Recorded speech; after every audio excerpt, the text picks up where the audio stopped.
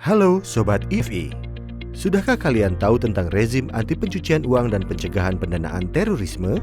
Sebelum mengenal lebih dekat gambaran umum rezim APU PPT di Indonesia, kita kenalan dulu yuk dengan konsep tindak pidana pencucian uang dan pendanaan terorisme.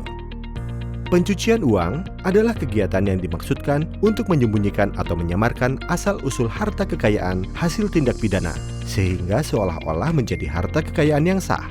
Tidak selalu, tapi biasanya proses pencucian uang dilakukan dalam 3 tahap, yaitu placement, layering, dan integration.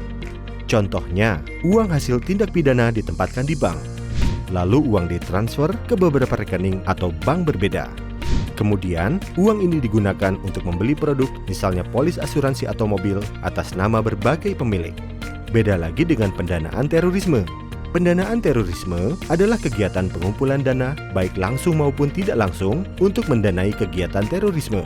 Nah, bedanya dengan pencucian uang, dana untuk pendanaan terorisme dapat berasal dari sumber yang sah maupun tidak sah. Biasanya, pendanaan terorisme ini dilakukan dengan tahapan fundraising, storing, moving, using. Contohnya, pengumpulan uang dilakukan lewat crowdfunding. Lalu uang tersebut dimasukkan ke dalam rekening penampungan atas nama seseorang.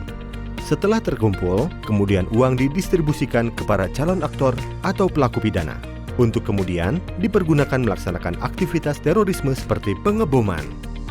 Globalisasi dan perkembangan sistem keuangan serta teknologi informasi yang tumbuh dengan pesat memudahkan pelaku kejahatan untuk melaksanakan aksinya.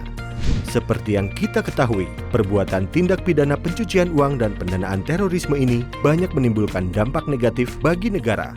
Dampak negatifnya sangat masif.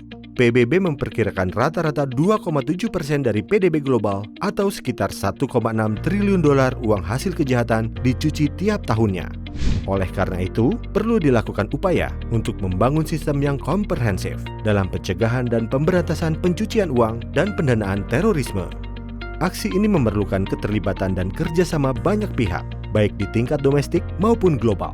Sistem tersebut dikenal dengan nama rezim APU PPT.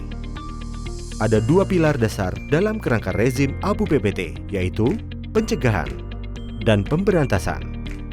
Follow the money adalah paradigma baru yang dibawa oleh rezim APU PPT. Dengan adanya pendekatan ini, penanganan tindak pidana tidak hanya berfokus pada pelaku kejahatan, tapi juga pada aset-aset hasil tindak pidana. Indonesia pernah di blacklist oleh FATF karena belum memiliki regulasi yang memadai terkait pencucian uang. Hal ini tentu mencoreng reputasi Indonesia di mata dunia. Kejadian ini kemudian memicu Indonesia dengan segera membangun rezim APU PPT. Setelah disahkannya Undang-Undang Nomor 15 Tahun 2002 yang mengkriminalisasi pencucian uang, selanjutnya pada tanggal 17 April 2002, Pusat Pelaporan dan Analisis Transaksi Keuangan didirikan sebagai lembaga intelijen keuangan independen. PPATK sebagai Financial Intelligence Unit memiliki peranan sentral atau focal point dalam rezim APU PPT di Indonesia. Penanganan APU PPT di Indonesia merupakan aksi kolaborasi antar pihak. Dalam skema rezim APU PPT, fungsi PPATK adalah mengelola data dan informasi yang dilaporkan, mengawasi kepatuhan pihak pelapor, dan menganalisis laporan transaksi keuangan yang memiliki indikasi tindak pidana pencucian uang dan pendanaan terorisme. Yang masuk ke dalam kategori pihak pelapor menurut perundang-undangan wajib menyampaikan laporan ke PPATK. Mereka adalah penyedia jasa keuangan, penyedia barang dan atau jasa lain, juga profesi seperti advokat, notaris, akuntan, dan sebagainya. Untuk mencegah TPPU dan TPPT, pihak pelapor perlu menerapkan PMPJ dan melaporkan transaksi keuangan ke PPATK sesuai ketentuan yang berlaku. Lalu, siapa saja yang termasuk regulator yang bertugas untuk mengatur dan mengawasi kepatuhan APU PPT pihak pelapor? Mereka adalah Bank Indonesia, Otoritas Jasa Keuangan, Bapepti, dan regulator lainnya. Lembaga penegak hukum memiliki tugas dalam proses penegakan hukum terkait TPPU dan TPPT. Selain sebagai penyidik TPPU, Ditjen Bea Cukai juga wajib melaporkan ke PPATK transaksi pembawaan uang tunai lintas batas.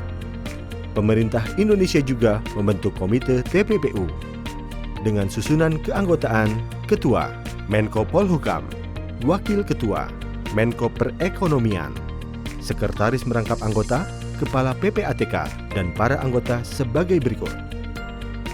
Untuk memperkuat rezim APU PPT, PPATK menjalin kerjasama dengan berbagai lembaga negara dan instansi, baik domestik maupun internasional. Mari bersama perkuat rezim APU PPT untuk membangun Indonesia bebas dari pencucian uang dan pendanaan terorisme. Kalau bersih, kenapa harus risih?